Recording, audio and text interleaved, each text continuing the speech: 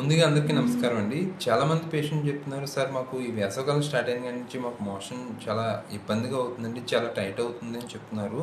So దాంతోపాటు pain కూడా వస్తుందండి అన్నారు. అంతకుముందు మాకు ఎప్పుడూ లేదండి, ఇప్పుడు ఈ మధ్యకాలంలో మేము సఫర్ అవుతున్నాం అని చెప్తున్నారు. సో దానికి గల కారణం ఏంటంటే బయట వాతావరణ స్థితి బాగా ఎక్కువగా హీట్ అనేది ఎక్కువగా ఉంది కదా.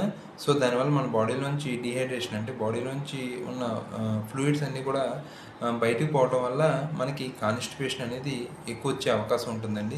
దానికి చాలా చిన్న సింపుల్ టెక్నిక్ ఏంటంటే చక్కగా ఫ్లూయిడ్స్ 4 లీటర్స్ ఆఫ్ ఫ్లూయిడ్స్, అది వాటర్ అవ్వచ్చు, మజ్జిగ అవ్వచ్చు, బార్లీ అవ్వచ్చు, ఏదైనా సరే తీసుకోండి. దాంతోపాటు ఫ్రూట్స్ అండి, ఎక్కువ అన్ని రకాల ఫ్రూట్స్లో ఫ్రూట్స్ వెజిటేబుల్స్ అండి.